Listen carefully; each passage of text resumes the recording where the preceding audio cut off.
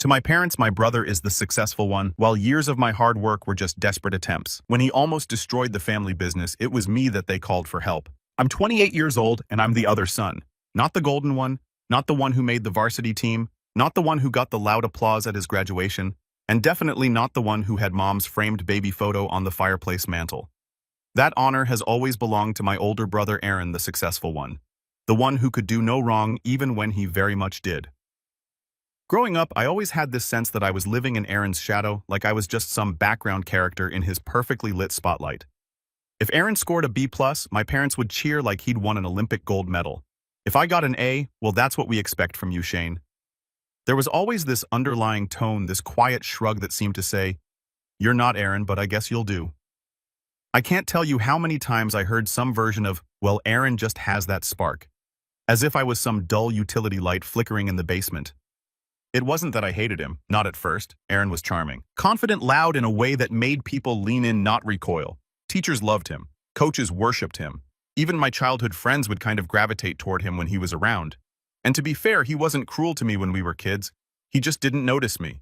Like I was a hallway lamp that he passed every day and never thought about. The shift started somewhere around middle school. Aaron hit a growth spurt. He got tall, athletic, and unbearably smug. And that's when the comparisons started getting louder. He became a local football star, small-town legend type stuff. And suddenly our entire dinner table revolved around his stats, his scouts, his dreams. Meanwhile, I was quietly teaching myself how to code on a used laptop and getting straight A's with barely a nod from anyone. I still remember the night I showed Mom a little app one built from scratch. She blinked at the screen and said, "That's nice, honey." "Hey, Aaron, did coach finally start you as quarterback this week?" At first, I tried harder. I thought if I kept winning awards, getting scholarships, maybe they'd really see me. But the more I tried, the more invisible I felt.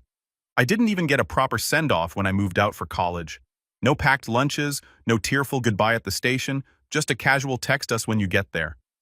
Aaron had a whole party when he left. Balloons, cake, a slideshow. My parents cried when his car pulled away. For me, silence. But here's the kicker. Aaron didn't even finish college. He got into a decent school on a football scholarship but flunked out sophomore year. Drinking, partying, skipping classes. He moved back home like nothing happened. Mom told everyone it was because he missed his family. Dad said college just wasn't challenging enough for someone like Aaron.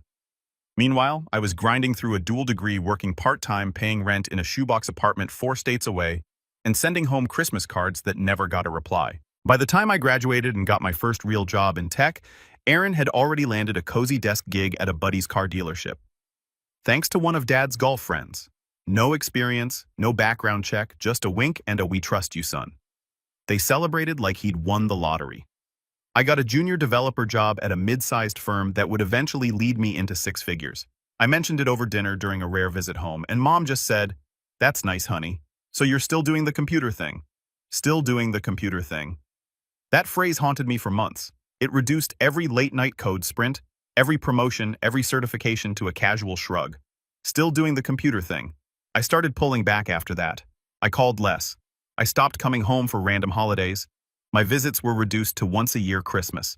And even then, I always left feeling smaller. Aaron would show off his new watch, his new lease, his new girlfriend. There were always new girlfriends. Mom would beam at him like he hung the stars. And Dad would sit at the head of the table, nodding in approval, as if Aaron's mediocrity was something sacred. I was polite. I brought gifts. I smiled through gritted teeth. But last year something shifted in me. I got promoted. Not just a small raise or a new title. I got offered a leadership role in a rising AI startup, stock options included. Overnight, my net worth exploded. I didn't tell anyone at first. I kept working, investing, smart, living lean. I didn't need their applause anymore. But I did start thinking about something I hadn't thought of in years. Revenge. Not the dramatic movie kind, but a quiet, controlled kind. The kind that looks like success. The kind that forces people to see what they've ignored. And then I found the house. It wasn't just any house. It was the house, the one my parents had always dreamed of buying when I was a kid. This beautiful 2-story colonial-style place with a wraparound porch and a giant maple tree out front. We used to drive past it on our way to school, and Mom would sigh. If only we could afford something like that. Dad would scoff one day when Aaron makes it to the NFL. Of course, that never happened. They gave up on that dream years ago, but I hadn't. I bought it quietly in cash. No mortgage, no debt, just one signature, and the deed was mine. I fixed it up, made it even better than they remembered. And then I planned my visit for Christmas. I didn't mention a word of it to anyone. Not when I RSVP'd, not when I bought their gifts, not even when I showed up at the front door with a smile and a bag of presents. Aaron was already there, of course, showing off his latest business venture, some pyramid scheme disguised as a crypto startup. Mom and Dad were gushing over him as usual. I was barely through the door when Mom hit me with, "Try not to make any sarcastic comments this year, Shane. We want a peaceful Christmas, right?" I didn't even react. I just smiled and said, "Don't worry, I've got something special planned."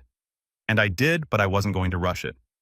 The plan was set in motion, the house was ready, the paperwork was signed. All that was left was the reveal and the fallout. But I didn't expect Aaron's reaction to be that dramatic, and I definitely didn't expect my mom to cry, or for my dad to ask in a cold, quiet voice, "Is this a joke?" That was the moment everything changed. But before we get there, let me tell you what led up to that moment. Because the real story didn't start with a house. It started at the dinner table 2 nights before Christmas when Aaron said something that made my blood run cold. Dinner that night was supposed to be harmless. Just the 5 of us, me, Aaron, Mom, Dad, and Aaron's flavor of the month girlfriend, some girl named Madison with perfect hair and a glazed-over smile. She barely looked up from her phone the whole time. But that didn't stop Mom from fawning over her like she was the second coming of royalty. "You're just so poised," Mom kept saying, handing her a 3rd helping of mashed potatoes. "Aaron always picks the classiest girls." "Right, Shane?" I blinked. I hadn't even spoken yet. I'd barely touched my plate. And suddenly, I was being dragged into this weird backhanded compliment tornado. "Oh yeah, sure," I said, cutting my chicken slowly. Aaron didn't even look at me. He was too busy telling some story loudly, of course, about how his startup was going to revolutionize the gig economy, whatever that meant. He used phrases like blockchain potential and market disruption, none of which made any real sense when you line them up. But Mom and Dad nodded along like he was unveiling the cure for cancer. "What about you, Shane?" Dad finally asked. "Somewhere between bites. Still working from home." I looked up from my plate. "Yeah, leading a new team. Actually, we're building AI models for early-stage medical diagnostics. Partnered with a few hospitals." Dead silence. Madison looked vaguely impressed for a second, until Aaron cleared his throat and raised his glass. "Well, I'm just glad I get to help real people. We're working on a platform that lets underpaid workers control their own income. I've got like 3 VCs circling us right now." Mom gasped, like he just said he was nominated for the Nobel Peace Prize. "That's incredible, sweetheart." "Isn't that incredible, Shane?" I looked at Aaron, then at Mom, then at my cold chicken. "Yeah," I muttered.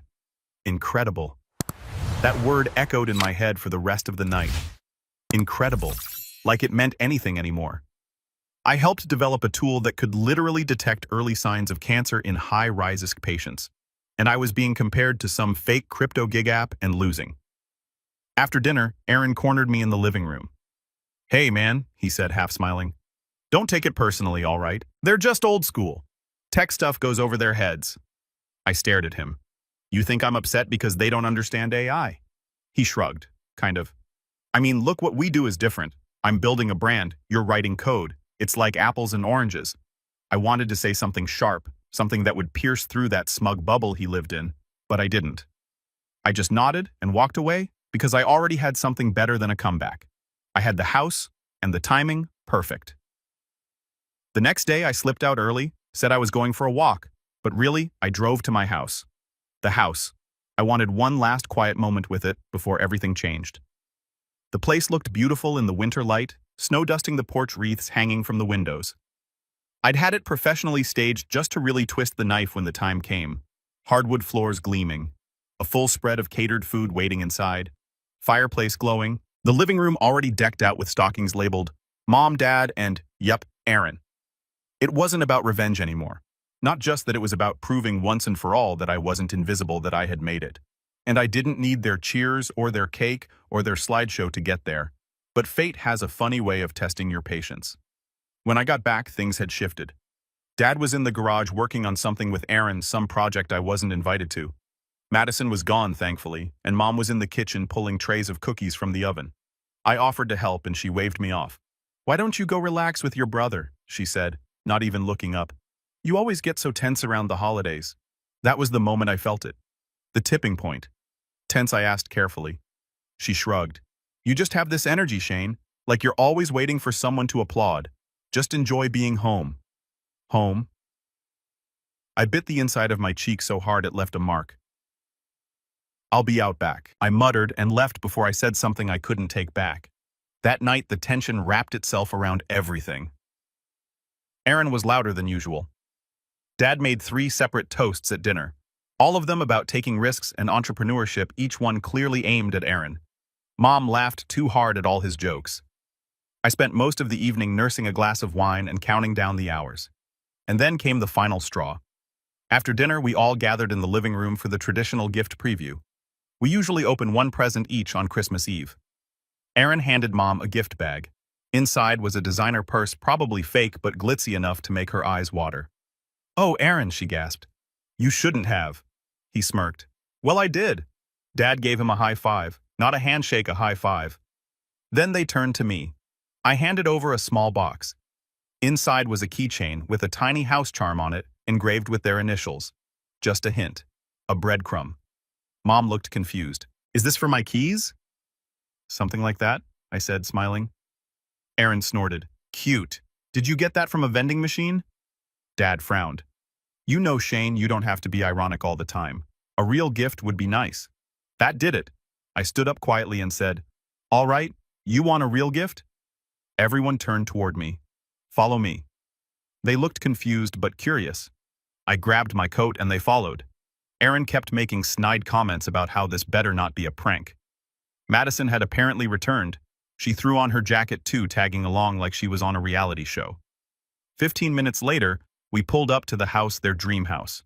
At first, no one said anything. The snow was falling gently, and the porch light cast a soft halo over the driveway. Then Mom gasped. Dad stepped out of the car squinting. "Is this Aaron?" Got out, arms crossed. "Why are we here?" I pulled the key from my coat pocket. "Merry Christmas," I said, walking up to the door. I unlocked it, opened it. Warm lights spilled into the snow. Inside, everything was perfect. Music playing softly, candles lit, stockings hanging, food steaming. It looked like a Norman Rockwell painting. Mom walked in slowly, her hands trembling. She touched the banister, the polished wood, the fireplace. Dad was silent. Aaron stood by the door, still frowning. "Whose house is this?" I turned to him. "Mine," I said, his face contorted. "Wait. What?" I looked at Mom and Dad. "This is the house you always dreamed about. The one we used to drive by when I was a kid." Mom nodded slowly, still dazed. "I bought it." Dead silence. "I bought it. I fixed it up. I decorated it, and I'm giving it to you for Christmas." Mom's eyes welled up. Dad looked stunned, then suspicious. "Wait a minute," he said, "is this some kind of joke?" I shook my head. "No joke. The deed is in my name. The gift paperwork is in my car. It's real." That's when Aaron lost it. "Are you serious? You're giving them a house," he spat. "What kind of stunt is this?" "It's not a stunt," I said. "It's a gift." He laughed, bitter and sharp. "No, it's a power move. You just couldn't stand not being the center of attention for once. So you bought your way into the spotlight. I wanted to give them something they always wanted." Aaron's face twisted. "No, you wanted to open up me. You wanted to make me look like a joke." I didn't say anything because in that moment I realized he wasn't entirely wrong. But the story doesn't end there, because right then, right as the room began to split between gratitude and jealousy, Aaron said something that made everything stop, and I mean everything. He turned to my parents, red-faced, and shouted, "He's just trying to buy your love because he knows he's never going to have what I have." I raised an eyebrow. "And what's that exactly?" Aaron looked me dead in the eye. "The family business." I blinked. "What business?" Dad flinched. Mom looked away, and Aaron, "Oh," Aaron just smiled. "Guess no one told you, huh?" And that's when the truth started to unravel. Everything after that night felt like falling through ice. You know the moment you think you're on solid ground, and then suddenly you're submerged, cold, disoriented, and gasping for something, anything to hold on to. That's how I felt the second Aaron said those 5 words. The family business is mine. I remember standing there in that glowing living room, the house I bought, the house I gifted, while my parents just froze like they knew this moment was coming and didn't want to look at it too closely. Mom wouldn't meet my eyes. Dad suddenly found a deep interest in the fireplace mantle. And Aaron, he was grinning.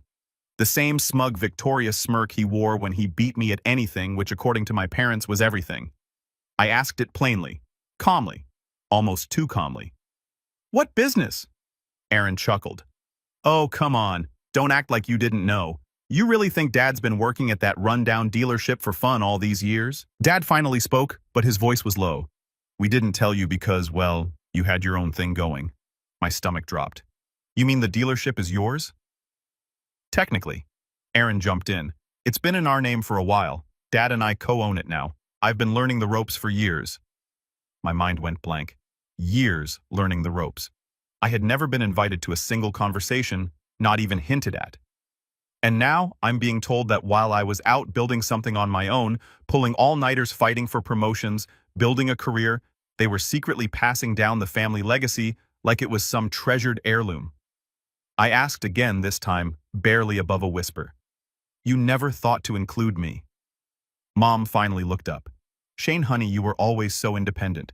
We didn't think you'd want that kind of life." That kind of life. The kind of life they'd given to Aaron, the golden child, the prodigal son who never left.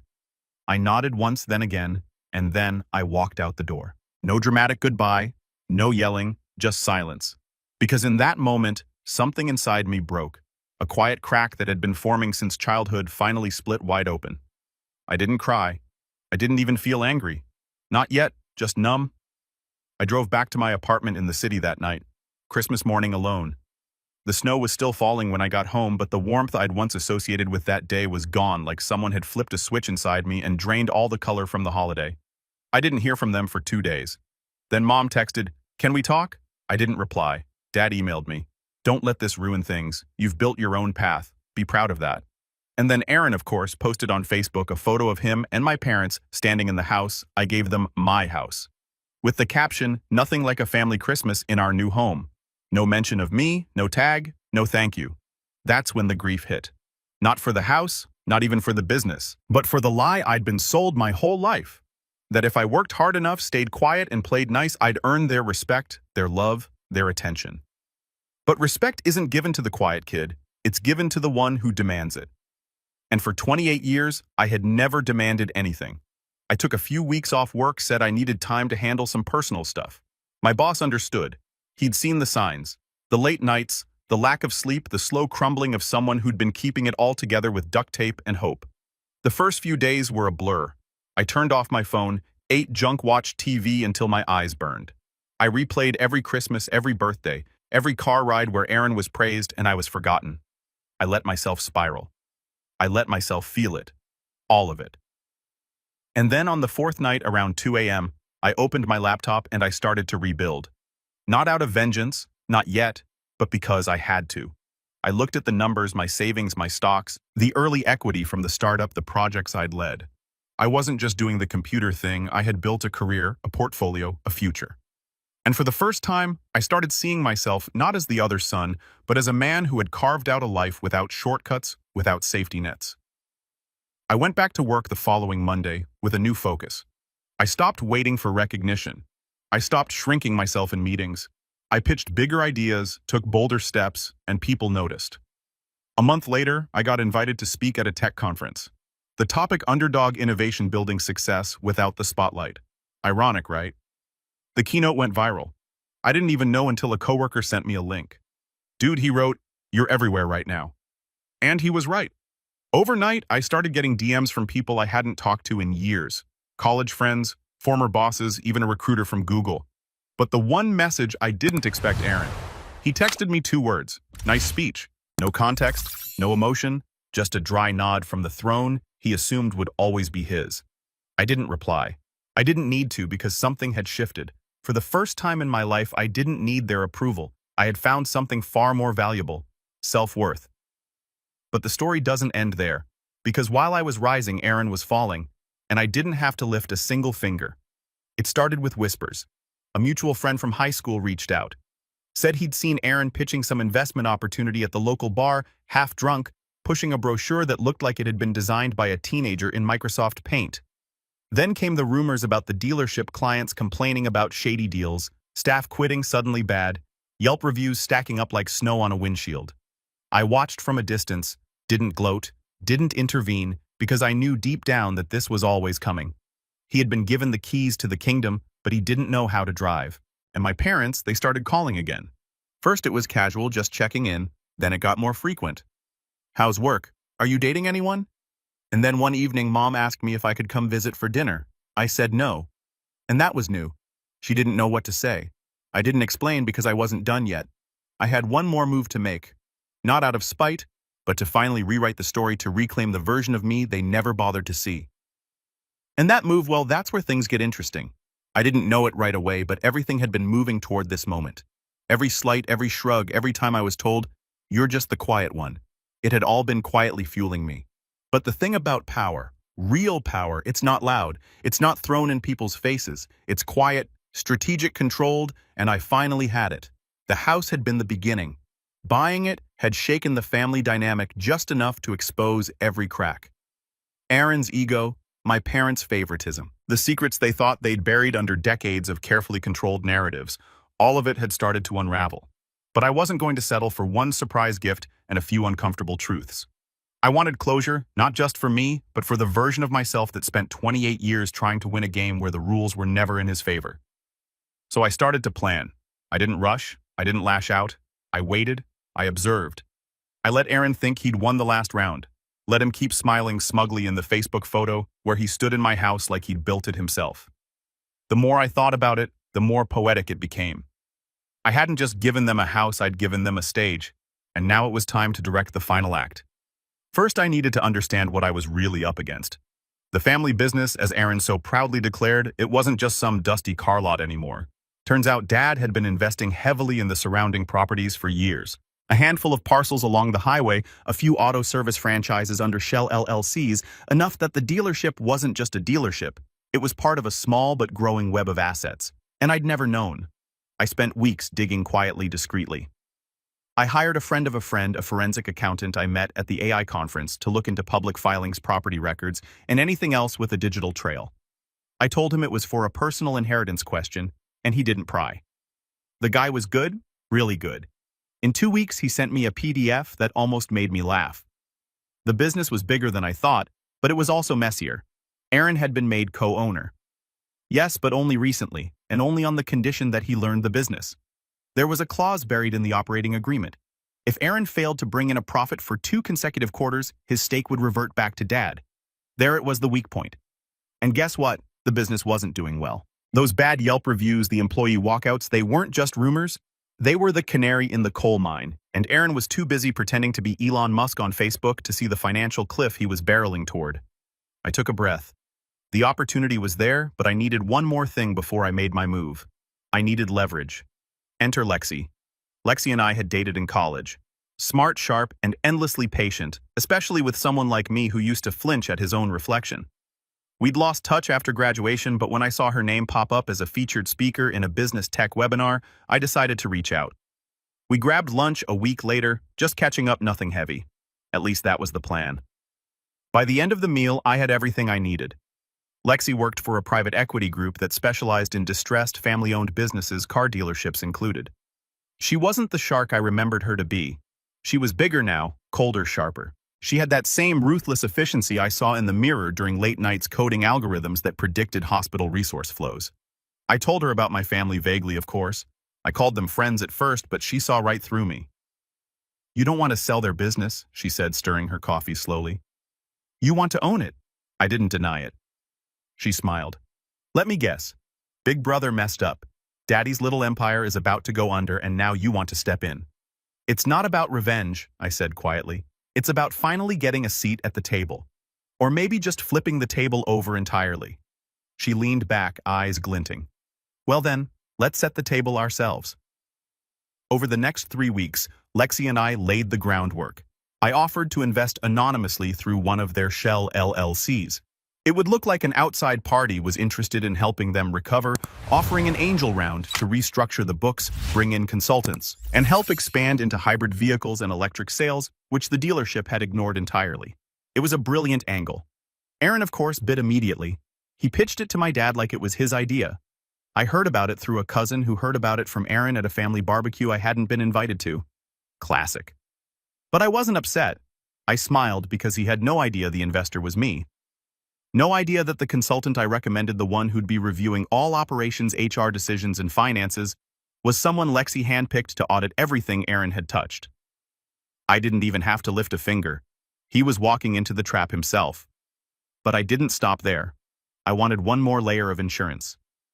So I went to visit the dealership, unannounced. The place looked worse than I remembered. Faded banners, cracked asphalt, appealing now hiring sign in the window. I walked in and was immediately hit with that mix of cheap cologne and stale coffee. A receptionist barely looked up. "I'm here to see Aaron," I said. She squinted at me, then buzzed the back office. He came out a few minutes later, clearly surprised. "Shane." "Hey," he blinked. "What are you doing here?" I gave him a small shrug. "Just checking in. Heard things were getting serious." His chest puffed slightly. "Yeah, well, we've got some big moves coming. Investors are circling. Dad says I might be ready to take over completely soon." I nodded. "That's great. Seriously, just wanted to see it for myself." He gave me a tour, a half-hearted one. Tried to dazzle me with business speak. He barely understood. I listened. I smiled. I asked good questions. And then right before I left, I planted the seed. "You know, I said I've been thinking about leaving the tech world." He froze. "What?" "Yeah, I mean, I've made good money. But there's something appealing about real businesses, legacy community roots." Aaron looked uncomfortable. "Why are you telling me this?" I shrugged. "I don't know. Just wanted you to hear it from me in case. I don't know. I start making moves around town." His jaw clenched. I could almost hear the gears grinding in his head. I left before he could respond because I wanted that paranoia to stew, and it worked. 2 days later, my mom called. "Aaron's worried. He says you've been sniffing around the dealership." I stayed quiet. "He thinks you're trying to compete." "I'm just exploring options, Mom." She sighed. "Can't you just let him have this?" There it was. The sentence, the theme of my life. Let Aaron have this. Let him be the star. Let him take credit. Let him shine. I didn't answer her because this time I wasn't letting anyone take anything. And the best part, I didn't have to take it by force. He was going to hand it over himself. Just a little more pressure. Just one more step, and the whole thing would collapse. But what I didn't expect, what none of us expected, was for my father to finally show his hand. And once he did, everything changed. Revenge. When it's done right, doesn't need applause. It doesn't need fireworks or public humiliation. It doesn't need screaming matches or courtroom drama. Sometimes the most satisfying revenge is the one delivered quietly behind closed doors with a pin and a signature. The kind that rearranges a person's entire reality while you sip your coffee on a Monday morning, watching it all unfold from a safe, calm distance. That's exactly what I did. And it all started with my dad's voice on the other end of the phone, calm and clipped. "We need to talk." I hadn't spoken to him directly since the night of the house reveal. That moment in the living room when I handed him the keys and he asked if it was a joke. It was the last conversation where I'd still been hoping somewhere deep down that maybe he'd finally see me. This time, I knew better.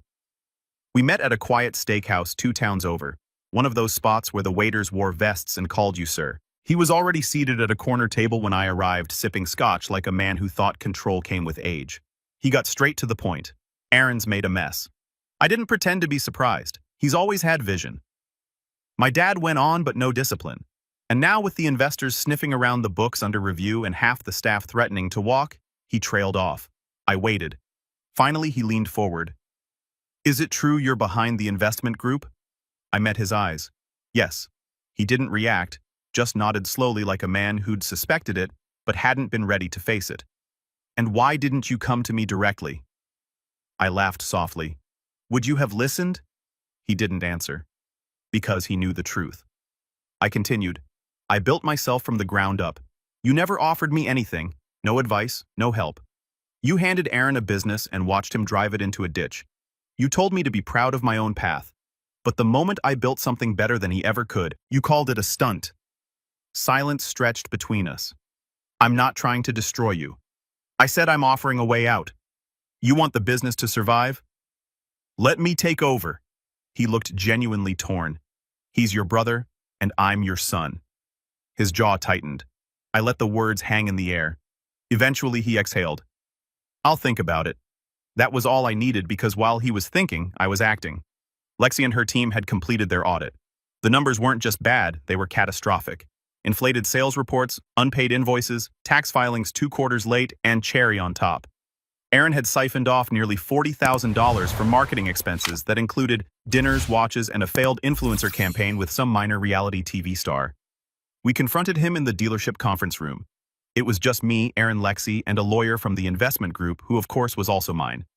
Aaron walked in cocky. He wore a blazer and designer sneakers, acting like he was stepping into a business negotiation.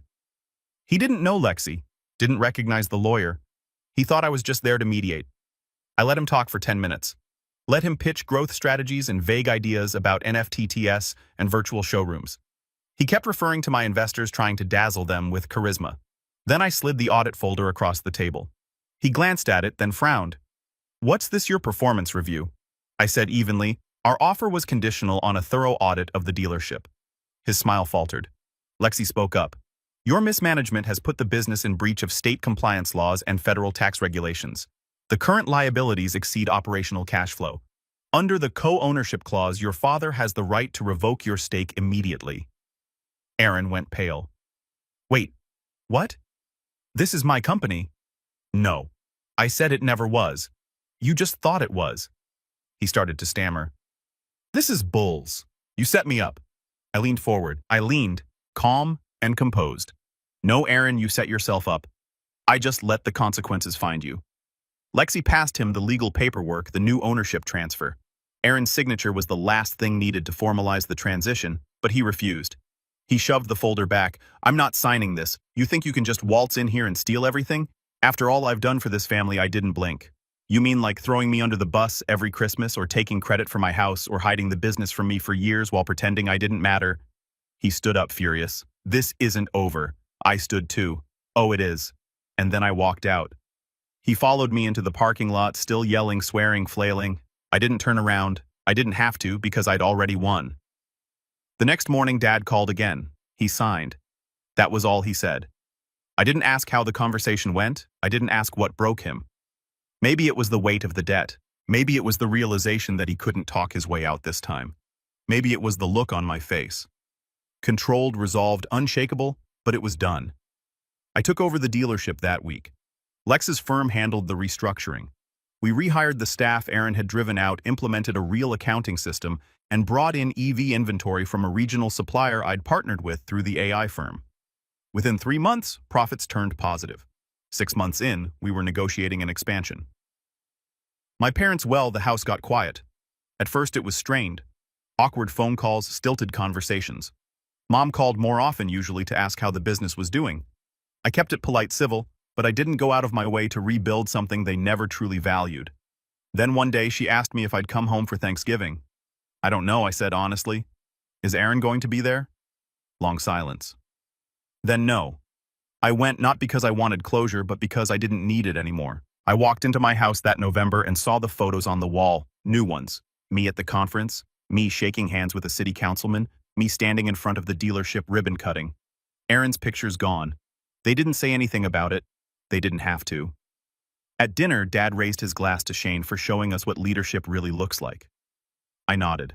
No smile. Just quiet understanding. After dessert, Mom pulled me aside. Her voice was soft. "I'm sorry for how we treated you growing up. We didn't see it." I know I said, but I did. That was the last time we spoke about the past.